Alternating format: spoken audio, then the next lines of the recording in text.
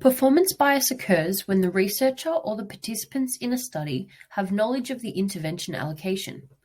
It results in differences in the level of care given to either group, which results in systematic differences and makes it extremely hard to clearly conclude that the intervention has caused an effect. Let's look at an example. A researcher is conducting a study about a vitamin D supplement and its effects on positivity. She recruits participants and allocates them into a control and treatment group. Every day, she hands them an identical pill to take, but she knows that the first group are receiving the placebo, and she hands them their pills with a serious blank face. She knows the next group is receiving the treatment, and she gives them a warm smile while handing them their pills. She follows up with all participants during the study, but gives slightly more care and attention to the people in the treatment group. The treatment group feel that the researcher is really warm and caring, and in turn causes them to show some positive benefits while in the study, which will of course reflect in their positivity scores. The control group are left feeling like the researcher was quite cold in her approach. They are likely to report that they felt more negatively about the study, which reflects in their positivity results.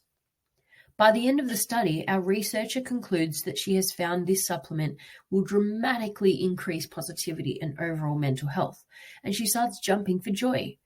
But what she hasn't factored in is her bias towards the participants in each group.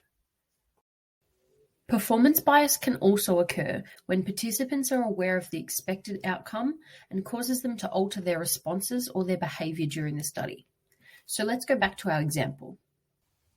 Our researcher recruits the participants, but this time she explains what she expects the supplements to achieve. All the participants go away and start thinking a little more about vitamin D. Some in the control group know that being outside and exposed to UV rays is a source of vitamin D and begin to subconsciously increase their time in the sun. This skews the results and makes it impossible to be confident that the supplement had a positive effect or whether it was due to the extra time people spent outside. Performance bias must be avoided as it has a major impact on how confident a researcher is that their results are due to a single independent variable. To eliminate this bias, blinding must be used, and in particular, double blinding. Double-blind trials are those in which researchers and participants are both unaware of which individual are receiving which intervention.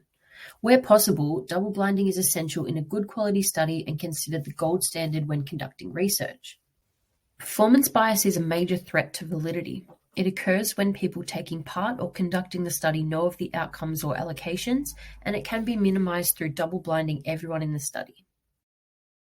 Created using Powtoon.